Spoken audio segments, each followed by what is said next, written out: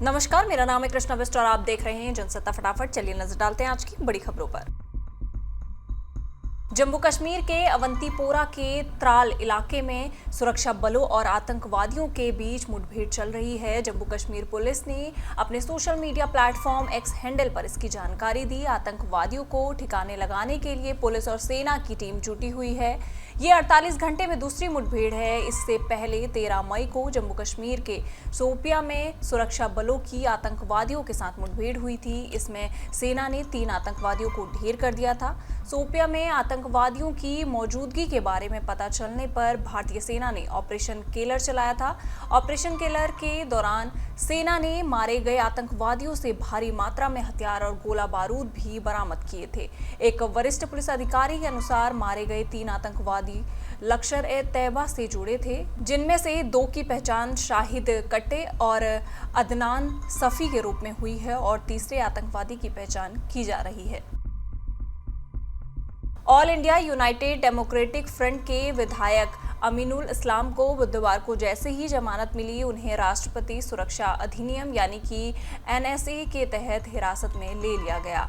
अमीनुल इस्लाम ने पहलगाम आतंकी हमले को सरकार की साजिश बताया था। इसके बाद उनके खिलाफ एफआईआर दर्ज की गई और 24 अप्रैल को उन्हें गिरफ्तार कर लिया गया था। पहलगाम आतंकी हमले के संबंध में किसी तरह की टिप्पणी या सोशल मीडिया पर पोस्ट करने को लेकर असम की सरकार लगातार कार्रवाई कर रही है। अब तक इस मामले में 60 लोगों को गिरफ्तार किया जा चुका है।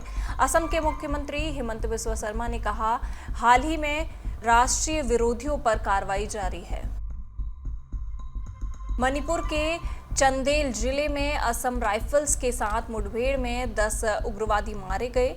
सुरक्षा बलों ने बुधवार रात ये जानकारी दी। भारतीय सेना ने कहा कि म्यांमार सीमा पर नजदीक चंदेल जिले के न्यू समतल गांव के पास सशस्त्र कैंडरों की आवाजाही के बारे में विशेष खुफिया जानकारी के आधार पर स्पेयर कोर के तहत असम राइफल्स इकाई ने बुधवार को अभियान शुरू किया, जो अभी भी जारी है। सेना की पूर्वी कमान ने एक्स के माध्यम से बताया कि भारत म्यांमार सीमा के पास चंदेल जिले के खेकजाय तहसील के न्यू समतल गांव के पास सशस्त्र कैंडरों की आवाजाही की विशेष खुफिया जानकारी के आधार पर स्पेयर कोर के तहत असम राइफल्स इकाई ने 14 मई 2025 को एक अभियान शुरू किया। ऑपरेशन सिंदूर के बाद से कर्नल सूफिया कुरैशी काफी चर्चा में आ चुकी हैं। एक तरह से वो भारत का एक मजबूत चेहरा बनकर सामने आई हैं, जिन्होंने पाकिस्तान के हर झूठ से पर्दा उठाया। लेकिन बीजेपी नेता और मध्य प्रदेश सरकार में मंत्री विजय शाह के एक विवादित बयान ने खूब बवाल खड़ा कर दिया है। अब उनके खिलाफ इसी वजह से एफआईआर भी दर्ज हो चुकी है। धारा 152, 196 1B और 197 1C के अंतर्गत मामला दर्ज हुआ है। असल में हाई कोर्ट ने ही बुधवार को सुनवाई के दौरान 4 घंटे के भीतर विजय शाह के खिलाफ एफआईआर दर्ज करने के निर्देश दिए थे। उनके बयान को कैंसर तक से जोड़ दिया था। ये अलग बात है कि विजय शाह ने कई बार माफी मांगने की बात कही है। यहाँ तक बोला है कि कर्नल सूफिया कुरैशी उनकी बहन जैसी हैं, लेकिन उनका बयान क्योंकि सोशल मीडिया पर आग की तरह वायरल हुआ, उनकी मुश्किलें कम होने के बजाय बढ़ती चली गई। इसके साथ ही बीजेपी की वरिष्ठ नेता उमा भारती ने भी विजय शाह के इस बयान की निंदा की है और सोशल मीडिया प्लेटफॉर्म पर पोस्ट करते हुए कहा कि विजय शाह जी, मंत्री पद से बर्खास्त एवं एफआईआर दोनों कार्रवाई तुरंत होनी चाहिए, क्योंकि उन्होंने पूरे देशवासियों को लज्जित किया है। ऑपरेशन सिंदूर के बाद भारत पाकिस्तान में जारी तनाव के बीच अमेरिकी राष्ट्रपति डोनाल्ड ट्रंप ने दोनों देशों के बीच सीजफायर कराने का क्रेडिट लिया था।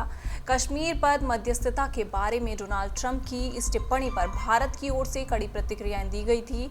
इसके बाद अमेरिकी विदेश विभाग ने वॉशिंगटन की स्थिति को स्पष्ट करने का प्रयास करते हुए कहा कि वो भारत और पाकिस्तान के बीच सीधे संवाद को प्रोत्साहित करता है और शांति का रास्ता चुनने के लिए प्रधानमंत्री नरेंद्र मोदी और पाकिस्तान के प्रधानमंत्री शहबाज शरीफ की सराहना करता है। अमेरिकी विदेश विभाग के उप प्रवक्ता थॉमस पिंगाट ने मंगलवार भारतीय समयानुसार बुधवार की सुबह को प्रेस ब्रीफिंग में कहा, हम भारत और पाकिस्तान के बीच संघर्ष विराम का भी स्वागत करते हैं और शांति का रास्ता चुनने के लिए प्रधानमंत्री मोदी और शरीफ की सराहना करते हैं। जैसा कि राष्ट्रपति ट्रंप ने कहा, उनका निर्णय शक्ति, बुद्धिमत्ता और धैर्य को दर्शाता है। उन्होंने कहा, हम दोनों पक्षों से क्षेत्रीय क्षेत्रीय स्थिरता बनाए रखने के लिए सीधा संवाद बनाए रखने का आग्रह करते हैं। दिल्ली एनसीआर में पड़ रही भयंकर गर्मी के बीच मौसम करवट ले सकता है। मौसम विभाग का अनुसार है कि दिल्ली एनसीआर, उत्तर प्रदेश, राजस्थान के कई इलाकों में अगले 4 दिन तक गर्जन चमक के साथ बारिश हो सकती है। मौसम विभाग का अनुमान है कि दिल्ली एनसीआर के अलग अलग हिस्सों में आंशिक रूप से बादल छाए रह सकते हैं और बारिश के साथ ही तेज हवाएं भी चल सकती हैं। मौसम विभाग का कहना है कि जम्मू कश्मीर, हिमाचल प्रदेश और उत्तराखंड में लोगों को गर्मी से जल्द ही निजात मिल सकता है।